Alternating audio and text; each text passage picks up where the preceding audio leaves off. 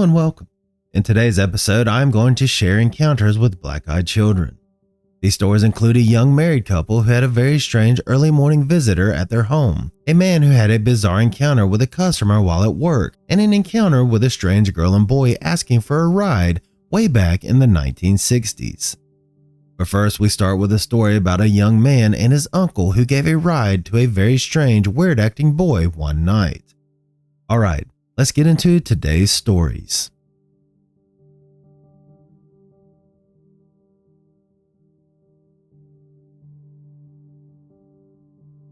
The first story of this episode comes to us from a poster who shares a story her husband told her about an encounter on Christmas Day when he was just 14 years old.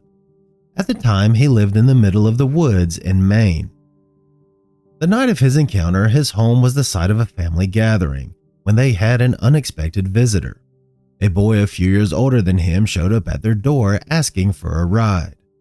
He had never seen the boy before, and considering the small size of his community, he knew almost everyone.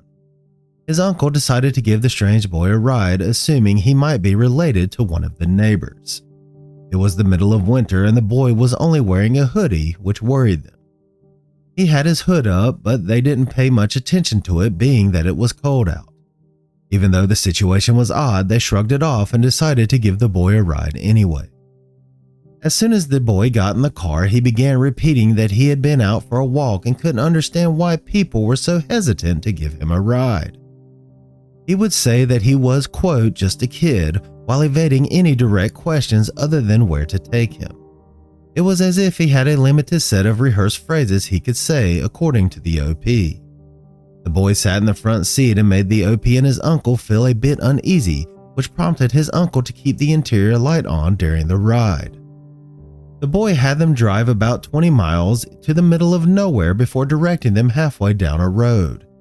He then told them to stop in a seemingly random location, saying, "This is it," even though there was absolutely nothing in sight. He got out of the car and began walking, pulling back his hood, revealing shiny black eyes and giving them a sinister smile. Usually in black-eyed children's stories, when people allow these entities, whatever they really are, into their cars or homes, and by extension their lives, they usually begin experiencing bad things. This includes a decline in health, sicknesses, and other bad things going wrong in their lives. I'd be interested to hear if that happened to the OP and his uncle in this story, especially with the boy turning and giving them a malevolent grin after they dropped him off. This story also includes a lot of things I see in other black-eyed children's stories, such as the boy repeating the reasoning for needing a ride over and over, wearing a hood to conceal his face, and asking for a ride somewhere. The boy also avoided direct questions, and the OP points out that it was like he only had a limited set of rehearsed phrases in response. This is a great description of how they usually interact with people. They mumble, repeat themselves over and over, and avoid questions or give answers that don't make any sense. What do you think about this one? Would you have given this strange boy a ride?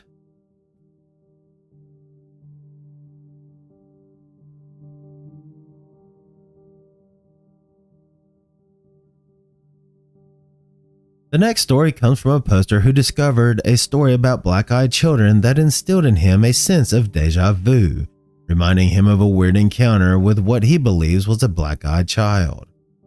Until he posted his story online, he had kept the details about the person's eyes to himself, fearing people would dismiss his story or even think that he was crazy. His encounter took place 13 years before he posted it online, when he and his wife, newlyweds at the time, had just moved to a new city from a small town in the Midwest. They had made the move to one of the largest cities in the Southwest so he could attend graduate school. Being that they were inexperienced with city life, he would open the door without giving it a second thought. After his encounter, he no longer did. The first red flag he says he missed was the early hour, which was approximately 6 in the morning when someone knocked on his door. The second warning sign he says he missed was the fact that the child had to stretch over a very tall gate, unlatch it, and open it. It was a regular morning with the OP and his wife preparing for work as usual when a knock on the door startled them. As soon as he opened the door, a wave of fear washed over him. He says even now he can vividly remember the boy. When he opened the door, he found standing there a teenager of average height and build wearing a knee-length black leather coat. He had short black hair and had sunglasses on. The fact that he was wearing sunglasses at 6 a.m. was odd enough, says the OP, but what was even weirder was the fact that he was eating an apple. He was polite and asked to come inside to warm up. The OP told him no before closing the door and securing the chain. Moments later, there came another knock at the door. This time when he opened the door, he still had the chain latched. The boy once again asked to come inside and was once again met with a no. The OP went to close the door, but this time the boy quickly extended his hand and stopped it from shutting. He fixed his stare directly on the OP, eyes still hidden by his sunglasses, and asked if he could at least have some ketchup for his apple. Confused by this question, he cursed and told the boy to get out of there and that his wife was calling the police. The boy paused for a moment before lowering his sunglasses and revealing eyes, as the original poster puts it, as dark as obsidian. He then calmly said, "No, you won't be calling anyone." That's when the OP slammed the door, locked it, and urgently called out to his wife. Fueled by adrenaline, he yanked the curtains aside to look out the window beside the door. But the boy was gone, having vanished without a trace. He ventured out onto the patio and inspected the gate, which remained securely latched from the inside. As he turned to re-enter the house, thinking to himself how bizarre the encounter had been, he caught sight of a partially eaten apple lying on the ground. This isn't the first story where I've heard of these beings forcefully keeping the door open. I've also heard some where they even try to force their way inside. Since delving into the black-eyed children's stories, I've come to find that they need our permission before they can enter our house, car, etc. It's almost as if he thinks if he can keep the door open, then the possibility of him being allowed to enter the home is open as well. We also have another familiar generic excuse as to why he wants to come inside. This was followed by a bizarre question, asking for ketchup for his apple. It's almost like in the first story where the boy there didn't quite know how to converse correctly. This was obviously the case here as well. I know when the OP looked out the window and didn't see the boy there any longer, he must have been thinking that he might have imagined the whole ordeal. However, he was backed up by his wife, who was visibly shaken from the incident, and then him finding the half-eaten apple outside. That, at least for me, was one of the creepiest parts of this story. What do you think about this one? What would you do if you had a visitor like that show up at your home?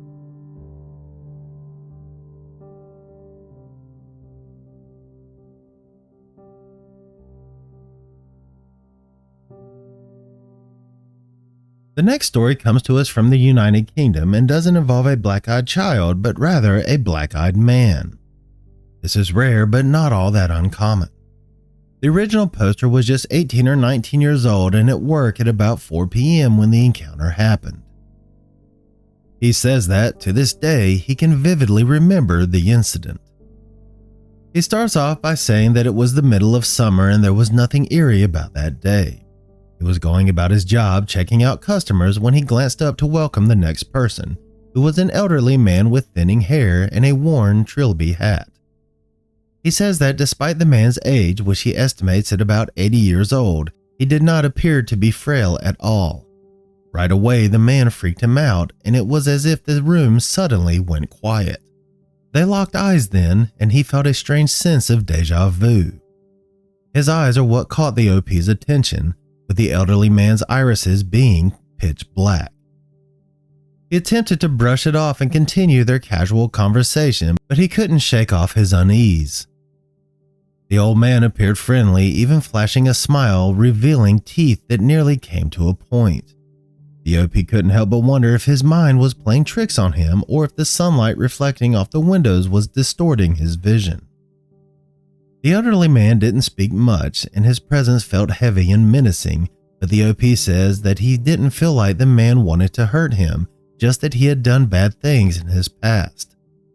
The encounter was brief, lasting maybe a minute at most, but it seemed to stretch on for hours. When it was over, he turned to his friend and told him what happened, only to be dismissed as tired and imagining things. At night, he opted for a ride home instead of walking through the usual back alley like he normally did. He says he often wonders what might have happened if he had chosen to walk that night. The memory of that man, his face, and his eyes lingers in his mind, haunting him to this day. He ends by saying he has never seen anyone else like that elderly man and hopes to never encounter anyone like him again. I'm not quite sure how I would react if I was at work and a customer approached me with completely black eyes. He mentions that he thought he might have been seeing things when the man smiled, revealing almost pointed teeth, but the fact that he said the elderly customer had an ominous presence and everything felt like it suddenly went quiet makes me think otherwise. Plus, there's the fact that even to this day the encounter still haunts him. If his mind had been playing tricks on him, or if this was just a regular person, it would have been weird, but I don't think it would have had such a long-lasting impact on him like it did. For something to affect him that profoundly, like in many of these stories and even in Cryptid stories, I believe there was something else going on here. I don't blame him for finding a ride home that night rather than walking through the alley like he normally did. What do you think about this one? How would you have handled that situation if it happened to you while at work?